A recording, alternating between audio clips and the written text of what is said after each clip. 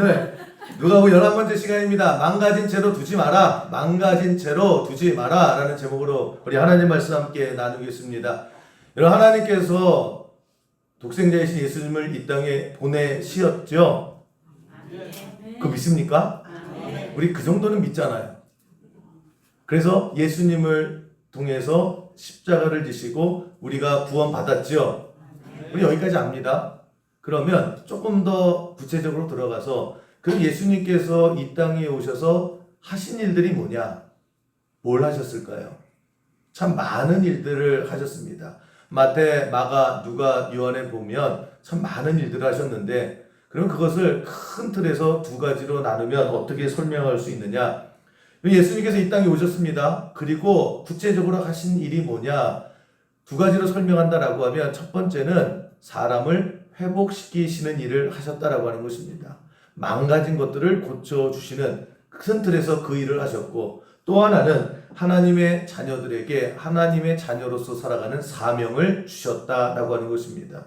예수님이 이 땅에서 하셨던 일은 그렇게 두 가지로 볼 수가 있는데, 오늘 우리 본문을 다루는 누가복음 6장의 말씀이 그 예수님이 이 땅에 오셔서 무엇을 했는지를 보여주는 장면이 바로 오늘 본문의 말씀입니다. 두 가지 장면이 누가복음 6장 초반에 이렇게 같이 섞여져 있거든요. 이것을 통해서 예수님께서 이 땅에 오셔서 하신 일이 뭐냐 보여주고 있습니다. 오늘 본문에 소개되는 게 뭐예요? 첫 번째, 손 마른 사람. 이 손이 마르다라고 하는 것은 손이 오그라드는 겁니다. 점점 손이 오그라드는 거예요.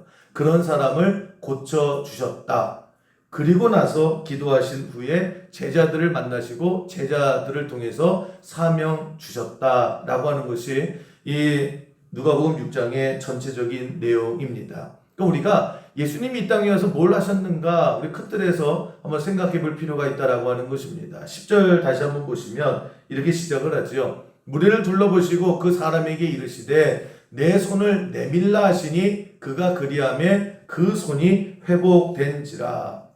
그러니까 여러분, 우리가 예수님은 어떤 예수님이냐, 하나님은 어떤 하나님이냐, 망가진 채로 그대로 두지 아니하시는 하나님이시다라고 하는 것입니다. 내가 망가질 수 있잖아요. 우리의 가정이 망가질 수 있잖아요. 내 하는 일들이 망가질 수 있지 않습니까? 내가 믿는 하나님, 우리의 하나님은 어떤 하나님이냐, 그거 그냥 내버려 두시지 않는다라고 하는 것입니다. 고쳐주시는 거예요.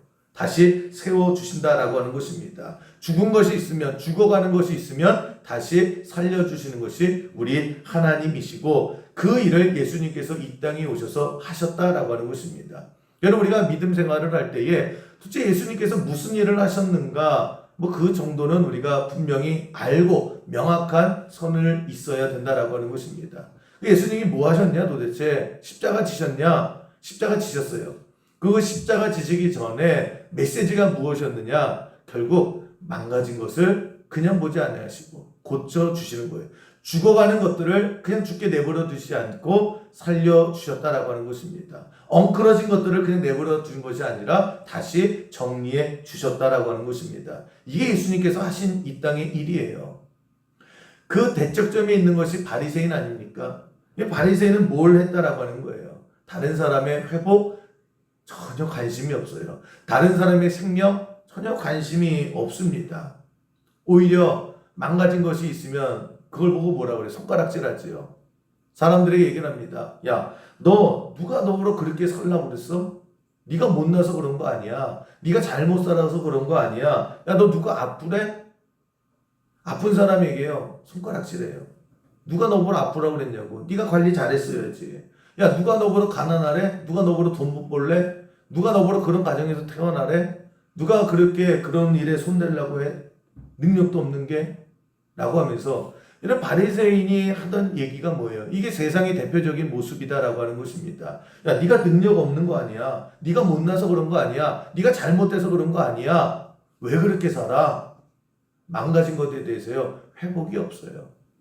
그러면서 한술 더 떠서 뭐라고 얘기합니까? 나는 너처럼 그렇게 무능하게, 나는 너처럼 그렇게 어리석게, 나는 너처럼 그렇게 바보처럼 살지 않게 돼서 하나님 앞에 감사해. 이게 바리새인의 기도였어요. 이게 세상의 모습이다라고 하는 것입니다. 그러면 여러분 우리는 예수님의 삶의 모습이 있고 예수님께서 이 땅에 하신 일이 있고 그 반대편에 있는 바리새인이 살아가는 모습이 있을 때에 예수님을 믿고 살아가는 사람들을 성도다 이렇게 부릅니다. 그래서 우리를 세상은 성도다 이렇게 불러요. 그러면 예수님을 믿는 성도는 어떻게 살아가야 되느냐? 예수님처럼이에요. 예수님처럼 살아가야 되는 것이 우리의 모습이다라고 하는 것입니다. 예수님처럼요. 망가진 것이 있으면 세울 줄 알아야 되고요. 죽어가는 것들이 있으면 세울 줄 알아야 되고요. 부서지는 것이 있으면 고칠 줄 알아야 된다라고 하는 것입니다. 이게 기독교의 사랑이고요. 이게 예수님의 사랑이고 예수님의 사랑 안에 모인 우리 안에 이런 생명의 역사가 뭐예요? 회복의 역사가 반드시 일어나야 된다라고 하는 것입니다. 그래서 내가 예수를 믿잖아요. 그럼 내 안에 다시 한번 생명의 역사, 회복의 역사가 일어나야 돼요. 예수 믿는다라고 하면서 주저앉아 있고 예수 믿는다라고 하면서 날마다 죽을 생각하고 예수 믿는다 얘기하면서 날마다 먼 산 쳐다보면서 한숨 쉬며 살아가면 안 된다라고 하는 것입니다. 내 안에 생명의 역사가 일어나야 되고요. 고쳐주시는 하나님을 체험하게 되고요. 망가진 것을 내 인생의 많은 망가진 것들을 고쳐주시는 하나님을 만나는 역사가 우리의 삶 가운데 반드시 있어야 한다라고 하는 것입니다. 그런 역사를 체험하는 것이 신앙생활인 거예요. 여러분 그 강원도 고성은 참 대형 산불, 우리나라에서 대형 산불이 제일 많이 나는 곳이 고성이에요. 그 아주 큰 화재가 있었던 것이 1996년에 한 번 있었고 또 2000년에 있었고 올해도 한 번 있었죠. 4월인가 그때에 또 고성에서 큰 산불이 났는데 가장 큰 고성 산불은 2000년도에 일어났습니다. 그때에 며칠을 해도 불이 꺼지지 않는 거예요. 그랬을 때 그 여전히 그 방송 뉴스 같은 데서 하던 말이 기억이 났는데 뭐라고 얘기를 하느냐? 이번 고성 화재로 다시 여기가 회복되기 위해서는 한 세대가 지나가도 불가능합니다. 이렇게 얘기를 해요. 그러면 한 세대라고 하는 것이 30년이거든요. 그러니까 저렇게 완전 잿더미가 된 고성은 저 숲은 30년이 지나도 회복하기가 어렵습니다. 라고 전문가들이 다 이야기를 했습니다. 그런데 지금 고성에 가보면 참 신기한 게 그게 이제 그 뉴스에도 한번 나왔던데 불이 났던 곳이다 라고 하는데요. 숲이 우거졌더라고요. 그래서 사람들이 야 여기가 불난 곳입니다 라고 했던데 여기가 진짜 불난 곳이에요? 그러면서 알지 못하더라고요. 완전히 회복이 됐는데 96% 정도 회복이 됐답니다. 참 놀라운 일이다 이렇게 얘기를 하는데 그게 자연의 생명력이다 이렇게 얘기를 합니다. 여러분 자연의 생명력이 그렇게 강한 거예요. 회복합니다. 도저히 안 될 것 같거든요. 잿더미가 되어 있는 그 숲이 야 이건 완전 죽은 거야. 이건 이제 끝나버린 거야. 여기에는 다시 나무가 자랄 수 없어 라고 하는데요. 20년도 안 돼서 완전히 회복이 되더라고 하는 것입니다. 저는 그 회복된 산을 바라보면서 하나님의 역사가 그렇다라고 하는 것을 느껴요. 그 하나님의 회복의 역사를 생각하게 됩니다.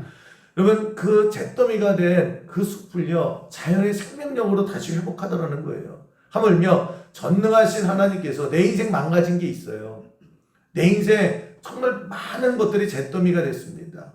회복이 어려워요. 세상 사람들은 야 너는 이제 네 시대는 끝났어. 너는 이제 안 돼. 네 인생의 기적은 안 돼. 라고 하지만 어느새 보면요 하나님께서 거기서 새 씨를 뿌리시고 새순이 돋고 뿌리를 내리고 열매가 되고 다시 울창한 숲을 하나님께서 만들어 주신다라고 하는 것입니다. 저는 우리 수영교회 여러분들이 이 회복하게 하시는 하나님을 만나는 은혜가 있기를 주님의 이름으로 간절히 축원합니다. 왜냐? 그냥 망가진 것을 내버려 두지 않는 것이 하나님이시니까. 그 하나님의 뜻을 예수님이 그렇게 하셨으니까 오늘도 그렇게 역사하신다라고 하는 것입니다. 여러분 우리나라의 역사를 한번 쭉 보세요. 그 36년 동안에 일제 식민지로 살지 않았습니까? 식민지로 살았다는 건 뭐예요? 다 뺏겼다라는 거예요. 정말 36년 동안에요. 정말 알짜들은 다 가져갔더라고요. 싹 가져갔습니다. 식민지가 끝나고 난 다음에 야 다시 으쌰으쌰 한번 해보자 라고 했더니 웬걸요. 또 이 땅에 전쟁이 일어났죠. 3년 반 동안에 같은 민족끼리 총을 쏴대고 그래서 어마어마한 사람들이 죽었고요. 아예 이 땅이 촉토화가 돼버렸습니다. 그러니까 40년 동안 이 땅에 일어난 것이요. 회복 불가능이에요. 그래서 당시에 전쟁이 끝나고 난 다음에 세계에서 우리를 바라보는 시각이 어땠냐? 저 코리아는 끝. 저 회생 불가능해. 야, 36년 동안에 식민지로 살았고 거기에다 전쟁이 일어났고 이거는 저 사람들은 이제 끝이야. 식민지 시절로 다시 돌아갈 거야. 회복하기 어려워. 그렇게 다 판단했습니다. 그리고 누구나 그럴 줄 알았어요. 그런데 그렇게 됐냐고요. 전쟁이 끝난 다음에 제일 먼저 부르짖은 게 교회예요. 성도들이에요. 정말 눈물을 흘리면서 산에 올라가서 삼기도 하고요. 교회마다 새벽을 깨우고요. 날마다 금요일마다 철야를 하고요. 그러면서 울부짖었죠. 하나님, 이 나라와 이 민족을 위해서 기도하는 수많은 크리스찬들을 생겨나게 하시고 거기서 하나님께서 교회를 부흥하게 하시고 그리고 나서 어떻게 해요? 회복시켜 주시더라는 거예요. 아무도 예상을 못했어요. 그런데 한강의 기적이 있었고 새마을 운동이 있었고 그러면서 정말 지금 우리나라 보세요. 휘청휘청할 때가 많이 있지만 그러나 어느 나라도 우리나라를 경제 대국이다 그렇게 말하지 않습니다. 그렇게 인정하잖아요. 우리나라 정말 많이 컸습니다. 그럼 보세요. 그러면 예수 믿는 우리가 그 예수 믿는 우리가 모인 교회에 해야 될 일이 뭐예요? 사명이 뭡니까? 죽었다라고 생각하는 것 다들 야, 이 죽은 것이야 라고 하는 것에 하나님의 복음을 선포하는 거예요. 회복시켜 주시는 하나님을 선포해야 되는 겁니다. 성도가 뭐 하는 거예요? 야, 쟤 망가졌어 완전히 전 끝이야 라고 했을 때에 하나님의 복으로 내가 망가졌지만 회복됐잖아요. 그래서 하나님을 찬양하고 하나님을 증거하고 하나님의 말씀을 전하는 것 이것이 우리의 사명이다 라고 하는 것입니다. 어떤 사람들, 많은 사람들이 그래 어떤 사람이 아니라 많은 사람들이 곳곳에서 뭐라고 얘기합니까? 나 이미 늦었어. 참 많이 그래요. 이미 늦어버렸어. 이미 나는 끝났어. 이제 안 돼. 많은 상처 속에, 많은 실패 속에, 많은 망가짐 속에 그렇게 체념하는 말을 많이 해요. 그럴 때 우리가 뭘 해야 돼요? 에휴, 안 됐네. 에휴, 어쩌다가. 아니면 바리새인처럼요. 너 뭐하다 그렇게 살았길래 이 모양이 됐어? 하나님 감사합니다. 나는 저런 바보처럼 살지 않아서 감사합니다. 난 그래도 세 끼 먹을 수 있어서 감사합니다. 바리새인처럼 살아가야 되겠냐고요. 우리 선포해야 됩니다. 내 삶을 증명하고 이 교회 역사를 가지고 그렇지 않다라고 하는 것을 선포하는 것이 하나님께서 이 땅에 보내신 하나님께서 망가진 우리를 다시 회복시켜 주신 이유라고 하는 것입니다. 여러분 돌아보세요. 내 인생도 얼마나 망가진 게 많았어요. 내가 잘해서 내가 으쌰으쌰해서 다시 회복됐습니까? 그냥 불탄 산이요. 그 자연의 회복력으로 회복되듯이 어느 순간에 다시 회복하고 툭툭 털고 일어나고 또 하나님의 은혜 속에서 오늘 이 시간 은혜를 삼으면서 예배하게 되는 그 모든 과정을 보시면 결국 뭐가 있었어요? 회복시키고자 하시는 하나님의 뜻이 있었다라고 하는 것입니다. 하나님이 회복시켜 주셨으니까 우리가 여기까지 왔지요. 하나님께서 일으켜 세워 주셨으니까 도와주셨으니까 오늘도 우리가 은혜를 체험하며 또 하나님 은혜를 사모하며 예배하는 거 아닙니까? 우리 몇 번이나 죽을 뻔했잖아요. 우리 몇 번이나 망가질 뻔했잖아요. 우리 인생 끝난 거 아닙니까? 그러나 하나님의 뜻이 무엇이었어요? 나는 너 망가뜨릴 생각 없어. 난 너 죽일 생각 없어. 난 네 인생 거기서 끝낼 생각 없어. 그러면서 잡아 당겨 주셨다라고 하는 겁니다. 그랬을 때에 우리가 뭘 해야 돼요?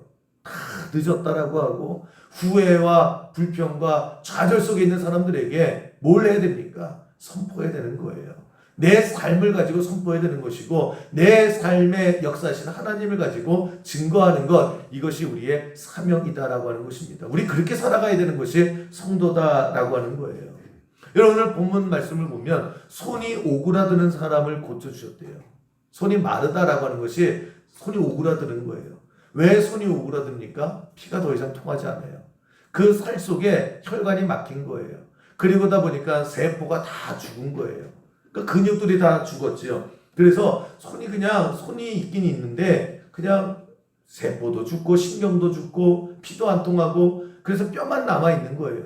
그걸 바라보는 손을 가지고 사람들 뭐라고 얘기합니까? 야, 쟤 손은 끝났네. 야, 쟤는 손은 죽은 거야. 누가 봐도 그렇지요. 신경이 끊겼어요. 피도 통하지 않아요. 이미 시커멓게 변했습니다. 예수님께서 그 손을 고쳐 주셨다는 겁니다. 신경이 되살아나고요, 피가 통하고요, 살이 통하고 움직이기 시작을 하고 손을 들기도 하고 손을 잡기도 하게 되더라고 하는 것입니다. 그게 예수님이 하신 일이고요. 그걸 보여주셨다라고 하는 것입니다. 그걸 보면서 우리는 뭘 느껴야 되느냐? 우리 삶에도 여러분 얼마나 말라 비틀어진 게 많아요. 얼마나 끝났다라고 하는 게 많아요. 얼마나 내 마음을 좌절시키는 게 많이 있습니까? 여러분 이미 포기한 것들이 얼마나 많아요. 중요한 것은 그러면 그렇게 망가진 것, 이미 죽은 것, 이미 끝나버린 것 그 채로 그냥 내버려 두고 한숨 쉬고 후회하고 그게 하나님 원하시는 모습이 아니다라고 하는 것입니다. 여러분 그냥 내버려 두면 안 돼요. 망가진 것을 망가진 채로 내버려 두면 안 돼요. 그거 가지고 후회만 하고 있으면 안 돼요. 그걸 가지고 원망만 하고 있으면 안 된다라고 하는 것입니다. 오늘 예수님께서 다 죽은 손을 펼쳐 주신 것처럼 여러분의 인생을 하나님께서 회복시켜 주실 줄로 믿습니다. 그게 예수님이 하신 일이에요. 그 일을 하셨다라고 하는 것입니다. 그리고 우리가 해야 될 것은 그것을 선포하는 거예요. 그것을 우리가 체험한다라고 하는 것입니다. 저는 우리 수영교회에서 오늘도 예배하는 여러분들 얼마나 많은 것들이 무너지셨을 거예요. 얼마나 많은 것들이 포기가 됐습니까? 얼마나 많은 것들의 상처가 있어요. 그 망가진 채로 두는 것이 아니라 오늘 이 메시지를 가지고 다시 한번 나 자신에게 선포하는 믿음의 백성 되기를 주님의 이름으로 간절히 축원합니다. 누가 끝났대요? 하나님이 일하신다는데 하나님의 뜻이 전혀 그렇지 않다라고 하는데 예수님이 그때나 지금이나 똑같이 일하신다는데 내 인생이 망가진 거 아신다라는 거예요. 넌 인생 망가진 거 그대로 내버려둘 생각 없어. 내가 고칠 거야 라고 매번 말씀하잖아요.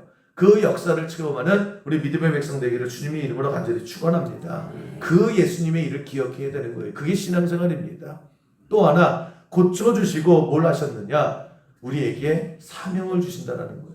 오늘 13절 다시 한번 보시면 12제자를 부르시는 그 장면이 나오거든요. 밝음에 그 제자들을 부르사 그 중에서 12를 택하여 사도라 칭하셨다 이렇게 얘기를 해요. 제자를 세우시고 사도가 뭐예요? 사명 주셨다라는 거예요. 여러분 사명이 뭐예요? 사명이 여러분에게 사명이 있습니까?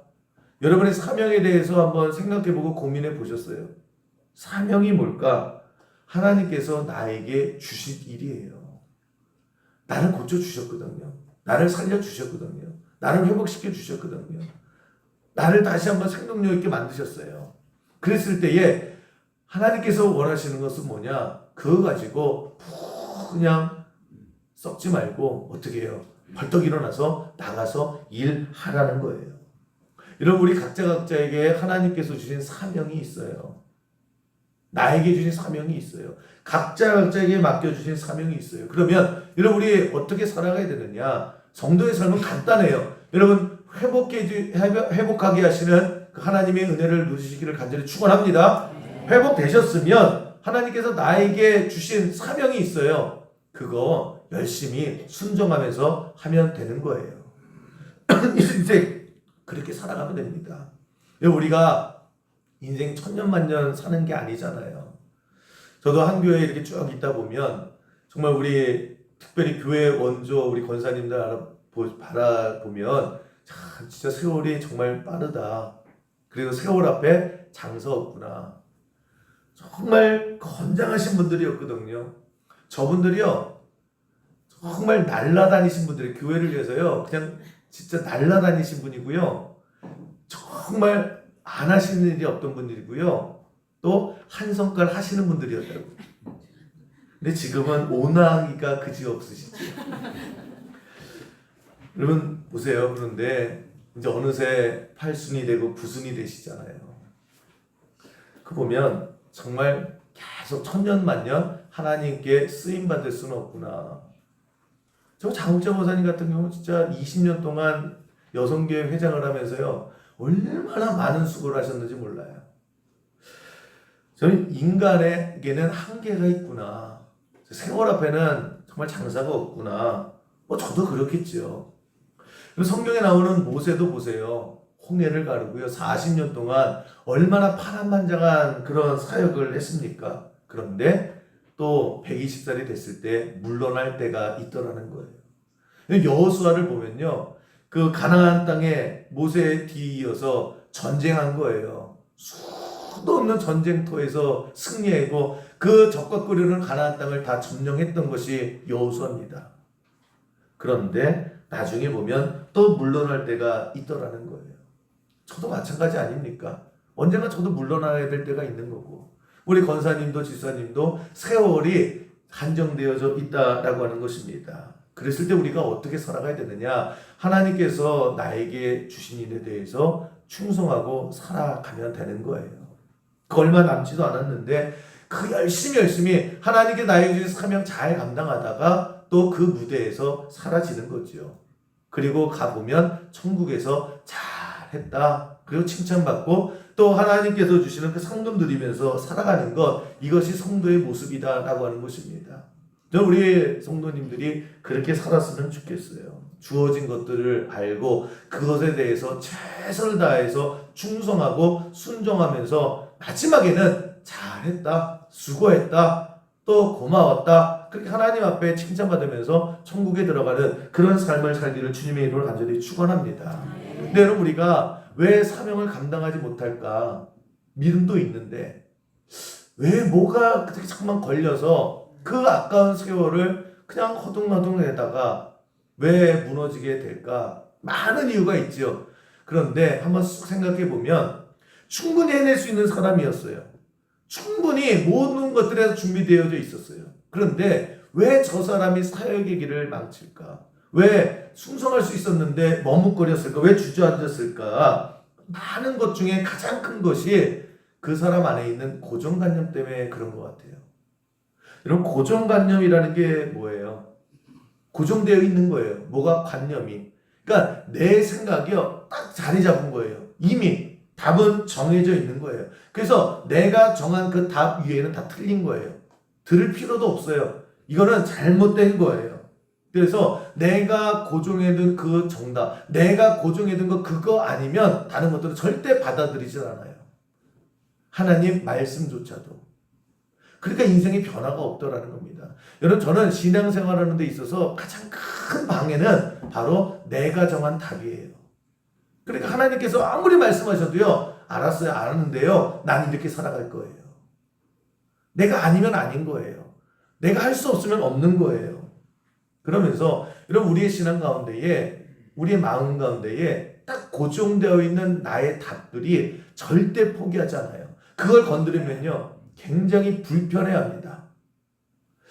예를 들면 아주 쉬운 거예요. 여러분, 제가 오늘도 주일에 그 하나님 말씀 전하고 예배 집례하지요. 넥타이 매고 또 양복 입고 최대한 깔끔하게 한 게 이 정도예요. 그런데 여러분, 어떻게 생각하세요? 제가 주일날 예배 인도할 때에 계속 넥타이 매고 양복 입고 이렇게 해야 되는 게 맞아요? 틀려요? 이렇게 해야 돼요? 아멘. 맞아요. 그죠? 그러면 제가 다음 주에는 티셔츠 입고 했어요. 그러면 저 목사는 틀려먹은 거예요? 미쳐버린 거예요? 한 주간에 무슨 일이 있었는가? 실질적으로 여러분, 그래도 여러분들이 미쳤어요 라고까지는 우리 교회는 안 하겠는데 여러분 마음이 되게 불편하실 거예요. 야, 새벽 예배까지는 내가 그래도 뭐 라운드 티 입는 건 이해하는데 주일은 아니지 라고 거의 대부분 성도님들이 생각하시겠죠? 대답 안 하면 다음 주에 여러분들이 희한한 걸 보게 됩니다. 예? 이게 이런 저를 보는 게 여러분 마음 편하시잖아요. 우리 목사님은 그래도 그 정도는 할 건 해. 뭐 이렇게 이상하지 않아. 그렇게 얘기를 하잖아요. 근데 정말 저조차도 제가 다음 주 주일부터는 그냥 반팔 입고 하겠습니다. 뭐 목자는 들러 가겠습니다. 라고 하면 여러분 아무래도 여기서 저기서 참 말도 많을 거고요. 또 참 불편할 거예요. 뭐라고 그러실까? 야, 아무리 그래도 목사가 저 정도가 되면 안 되지. 아, 주일날이 장난이야? 어떻게 저렇게 해? 라고 하면서, 다른 것도 아니고 예배를 집례하면서 하나님 말씀이다라고 하면서 최소한 예의는 지켜야지. 저 꼴이 뭐야? 주일만은 저러면 안 되지 않아? 알고 보니까 저 목사는 기본이 안 돼 있는 거야, 기본이. 그러면서 자기 영성에도 문제 있는 거 아니야? 그러실 것 같아요. 근데 여러분 가만히 보세요. 그게 고정관념이 그런 거예요. 고정관념이. 목사님은 주일날 넥타이 메고 양복 입고 그렇게 해야 되는 거예요. 라고 하는데 따지고 보면 그런 거 없거든요. 100년 전에 이 땅에 복음이 전했을 때 그때 이제 목사님이 세워지고 교회가 세워지고 말씀을 전하고 그때 선교사들이 찍은 사진들이 있거든요. 그때의 목사님들이 양복 입었을까요? 안 입었어요. 양복이 없었어요. 그러다가 재벌집이나 선교사님들이나 양복 입은 거죠. 실질적으로 목사님들이 양복 입기 시작하는 그렇게 오래되지 않았습니다. 그때 사진을 보면 목사님들 뭐 입어요? 두루마리는 대형교회 목사님들이나 입고 지금도 설날이나 뭐 추석 되면은 큰 교회 목사님 까만색 두루마리 입고 하시더라고요. 저도 한번 할까요? 저는 그래 울지 말고 웃어. 그 당시에 보면요 양반들이 입었던 양복이 아니 그 한복이 아니에요. 그냥 한복같이 생긴 희성한 하얀 천 입고 하고요. 왜? 목사님들 가난했으니까. 세상 그때 장남들이 다 옷같이 떠는 그런 것들을 입고 살았으니까. 근데 세월이 100년이 지났어요. 문화가 바뀌었어요. 지금은 많은 양복을 입어요. 대부분의 목사님들이 양복을 입어요. 그럼 100년 전에는 잘못된 건가? 아니에요. 그럼 지금은 아니에요. 그냥 그렇게 문화에 우리가 적응해 나가는 건데 그렇다고 해서 여러분 제가 다음 주에 그렇다고 저는 이게 편해요. 여러분 걱정 안 하셔도 됩니다. 아니면 다음 주에 기대하시는 분 있으면 안 돼요. 과연 부현준 목사가 다음 주에 무슨 옷을 전 이렇게 입을 거예요. 그런데 이렇게 안 입었다라고 해서 정신 나간 건 아니에요. 물론 그 성도님들이 불편해하시면 안 해야죠. 그런데 그것이 목사의 정체성을 얘기하는 건 아닌데 근데 우리는 어떻게 해요? 그래도 싫은 거예요. 왜? 그렇게 봐왔으니까 그게 답이니까 목사님은 그래야 하니까 라고 고조되어 있는 답인데 여러분 하늘나라 가서 재판을 걸어요. 그랬을 때에 목사가 양복 안 입었습니다. 유죄입니까? 무죄입니까? 네? 그렇죠. 그건 그렇다고 죄진 건 아닌데 그런데 우리의 마음은 어때요? 이상한 거예요. 못 받아들이겠는 거예요. 고정관념이 그래요. 고정관념이. 내가 이미 정해놨잖아요. 그 외의 것은 불편해하고요. 안 받아주는 거예요. 아무리 제가 설득을 해도요. 여러분 이거는 죄 짓는 게 아니에요. 그러니까 목사도 편하게 하겠습니다. 라고 하지만 여러분들 못 받아들이는 거예요. 그게 고정관념이에요. 그러면 제가 예전에 한번 설명해 드렸는데 오늘 하도 성가대가 은혜스럽게 잘해서 여러분 성가대가 지금 저 한번 보세요. 파란색 남방을 입었거든요. 가운을 안 입었단 말이에요. 여러분 그 좀 보수적인 교회에서는 큰일 나요. 저 사람 교회 쫓겨나요. 성가대가 왜 성가대냐고. 하나님을 찬양하는데 저건 남방 쪼가리 하나 있고 그러면서 성가대 없어라고. 진짜 보수적인 교단에서는 그래요. 그러면서 왜 그렇게 입었어? 그러면 목사님이 그러는 저 쫓겨나는 거예요. 진짜 그런 일이 분명히 있습니다. 근데 보세요. 성가대 가운 제가 얘기 한번 해드린 것 같은데 19세기에 참 어려웠어요. 유럽이 되게 경제 공황이 있었고 되게 어려웠습니다. 그러니까 사람들이요 탄광에서 일하고 또 뭐 그 옷들이요 다 지저분하고 뭐 옷이 두 벌 있어야 갈아입죠. 그러니까 누더기가 되고 찢어지도 있고 그래서 이제 그래도 교회 열심히 다녔어요. 그 다니는 분들이 성가대도 했다고요. 근데 성가대를 하는데 마음에 부담이 되는 거예요. 이 지저분한 옷을 입고 과연 서야 되나? 이거 다 찢어졌는데 사람들이 보면 어떠나? 그래도 최소한 옷이라도 좀 깨끗한 거 입어도 좋겠는데 그런데 그럴 여유가 안 되는 거예요. 그러면서 나 성가대 못하겠어요. 나 사람들 앞에 못 서겠어요. 이 너무 이거 어떻게 해요? 라고 하는 얘기가 저기저기서 많이 나와요. 그래서 교회가 한 게 뭐예요? 옷 신경 쓰지 말고 그냥 찬양하세요. 라고 하면서 옷 가려준 거예요. 그게 가운의 시작입니다. 성가대 가운이 그렇게 시작된 겁니다.